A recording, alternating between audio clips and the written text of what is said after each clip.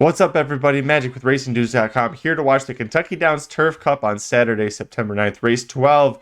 This is a Breeders' Cup win, and you're in for the Turf mile-and-a-half race at a grade 2. Huge purse, $1.7 million purse for these horses. So with that, Kentucky Downs, you're always going to get huge fields. With the Americans, especially the older turf horses, there's really not a lot of stars.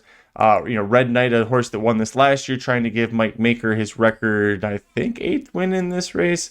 6th win in this race. I knew it was a lot. But yeah, you've got Red Knight trying to do that repeat for Mike Maker. Speed has been holding pretty well. We saw that in the turf sprint earlier. The gear jockey was able to win for the second time in 3 years. He got it a long shot. You could have a long shot like perhaps get Smokin. Could he get the job done up front? A horse like Therapist last out won the Grade 1 United Nations at 12-1. He's not a long shot here. Does he bounce after off of that big United Nations performance? So a lot to think about. If you want to watch the race along with me, click the box right up above here. That you can put it in a split screen, watch the replay along with me as I analyze it here. But it's a Breeders' Cup win, and you're in for the turf. They're all heading into the gate, and I'll let you know once they're off. Last one, Spooky Channels. That's who we're waiting for. They're off. As far as my nice break for everybody, Get Smokin flies out. I think he's a long shot. I probably would have used, Red Knight. I would have definitely used Mike Maker as the king of winning at Kentucky Downs. Again, has won this race 5 times already last year with Red Knight. Get Smokin, I like him for the pace advantage.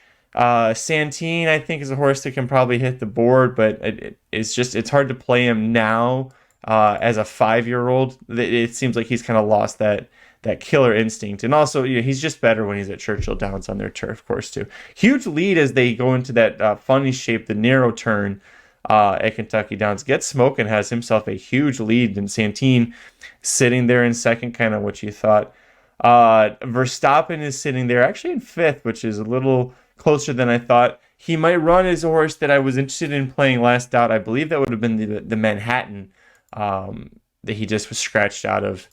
But he ended up showing up in the Bowling Green, ran a good second to Channel Maker. Of course, that was the race, the Bowling Green, that Rebels Romance tripped and fell and stripped and stumbled, lost the rider. The horse was okay, but a lot of the horses that were running with him, because Rebels Romance was mid-pack, they all got thrown off. So it's kind of hard to expect Verstappen to get a good second again off of that effort.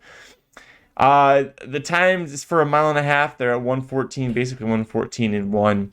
It's what you'd expect it to be. Get Smokin has had it very much his own way. He doesn't have the huge giant 5-length lead that he had early, but he still has himself a comfortable lead there. And they're at the we've got the half-mile pole there.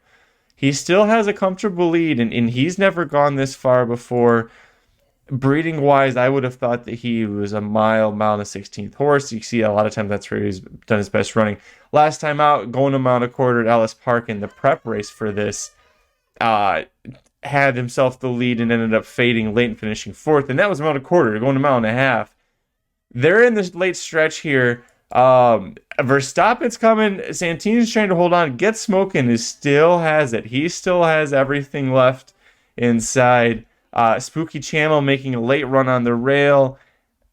Get Smokin is not slowing down. He is not going back to them like they need him to. Hell of a race from Get Smokin. What a fun horse. I've been a fan of this horse for I think 3-4 years now. Yeah, since he was a 2-year-old. I'm a sucker for horses, especially that are, 2-turn turf horses. That are speed horses. I'm a sucker for them, because just let them roll, baby, because they'll give you an excitement. They come off the turn as a fan of that horse. They're giving you excitement, whether they hold on or not. It's it's at least it's not like a situation like a closer where they're always in the back. Anyways, let's talk about this. Get Smokin, first time he's ever gone to Kentucky Downs, but he shows up with a huge effort. Fernando de la Cruz, by the way, I didn't mention riding him. It got to be a steal, right, at 19-1. The way that especially the turf course was playing to speed.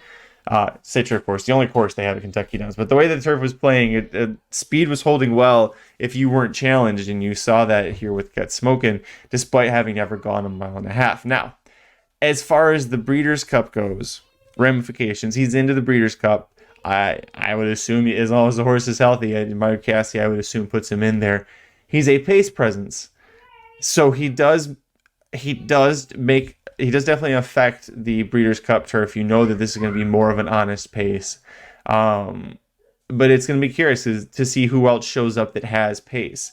A lot of the best horses in America ended up getting, they come from way off the pace when they're on the turf. So Get Smokin definitely injects a lot of speed into that. Let's see what the actual order of finish was in this race.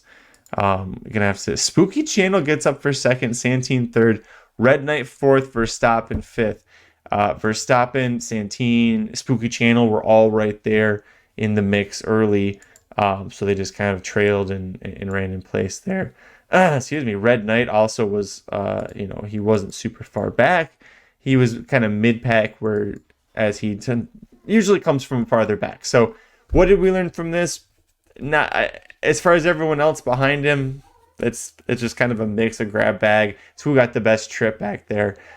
There was no speed pressuring no pace pressure on Get Smokin, and he went gate to wire, and we learned that he will be a definite pace presence at the Breeders' Cup turf.